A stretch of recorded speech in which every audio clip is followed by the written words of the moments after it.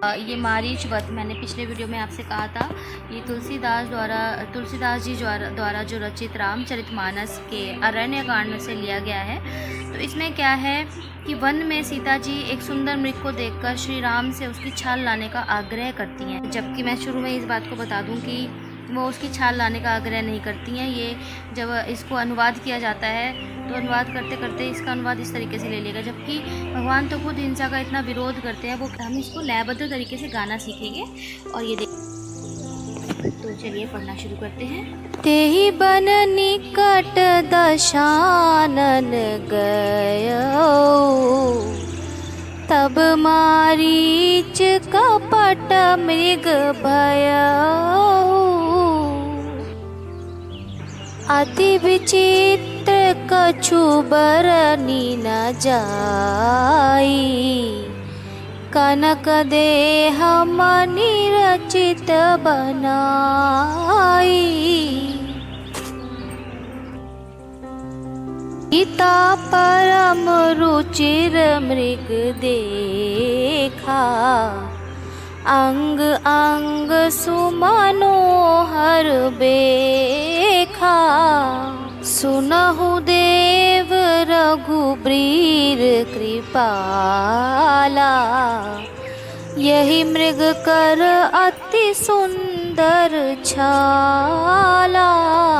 और सत्य संध प्रभु बधि कर येहि, आनहु चरम कहति वै देहि। तब रघुपति जानत सब कारण, उठे हर्षि सुर काज सवारन। प्रभु लक्ष्मण ही कहा समुझाई, फिरत विपिन निशिचर बहु भाई। नमस्कार दोस्तों, ये रामायण के अरण्य कांड का जो मेरे बच्चों की किताब में था, तो मैंने सोचा क्यों नहीं आपके साथ इसको शेयर किया जाए। तो हमें इसी तरीके से रामायण की चौपाइयाँ गानी चाहिए, उनसे हमारे जीवन में समृद्धि आती है, सुख आता है, शांति आती है। तो ये मारीच वध के समय का है, जब मारीच रूपी जो राक्षस था वो माँ सीता के सामने मृग का रूप लेकर आया था।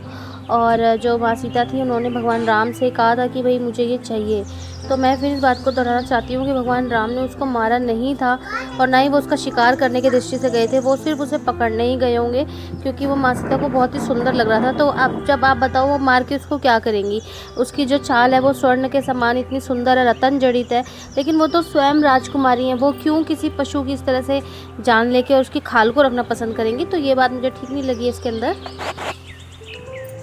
जो अनुवाद करके आती हैं चीज़ें, तो फिर उनका अनुवादित रूप जो होता है उसमें लोग अपनी तरीके से कुछ ऐड कर देते हैं, जबकि भगवान हमेशा अहिंसा का पाठ हमें पढ़ाते हैं कि हमें ना ही किसी पशु पक्षी जीव जंतु किसी के प्रति भी हिंसा नहीं करनी चाहिए। तो स्वयं भगवान क्यों हिंसा करेंगे? भगवान ने हिंसा का रास्ता अपनाया था सिर्फ राक्षसों को दंड देने के लिए, ठीक है। लेकिन जब इस रूप में था वो राक्षस, जबकि वो एक मृग के रूप में था, तो भगवान जी उसे नहीं मार सकते। और ये तो आप लोगों ने रामायण में देखा ही होगा। और अगर आप कहोगे तो मैं इसका अर्थ सहित एक वीडियो बनाऊंगी, अगर आपको पसंद आएगा तो। और बस यही आपसे कहना था। और इसी तरीके की वीडियोज़ मेरे चैनल पे आपको मिलेंगी, जहाँ पे आपको भावार्थ मिलेगा या फिर कोई गीत मिलेंगे या फिर मेरा अपना कोई अनुभव आपके साथ में साझा करती हूँ जीवन में, जो मेरे स्पिरिचुअल अनुभव है, या मुझे जहाँ जहाँ पे फील होता है कि हाँ इस तरीके से हमें ज़िंदगी को अपनी आगे बढ़ाना चाहिए।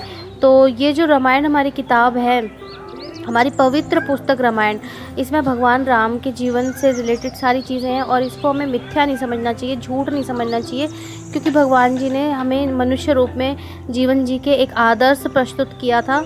और आजकल की जैसी चीज़ें हैं कि लोग उनके ऊपर कीचड़ उछाल देते हैं कि वो तो अपनी पत्नी को छोड़ के चले गए थे, या ऐसे बिल्कुल भी नहीं है। उनकी सिचुएशन को समझने की कोशिश हमें करनी चाहिए, और अगर वो गलत थे भी तो हमें हमेशा गलत में से भी अच्छी चीज़ निकालनी है, अच्छी चीज़ को समझना है।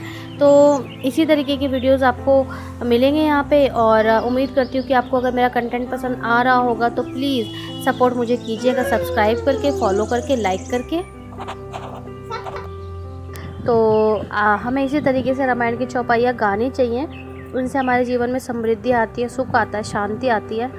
तो उम्मीद है आपको ये पसंद आया होगा, और अगर आपको ये कंटेंट पसंद आता है तो मेरे चैनल को सब्सक्राइब कीजिएगा।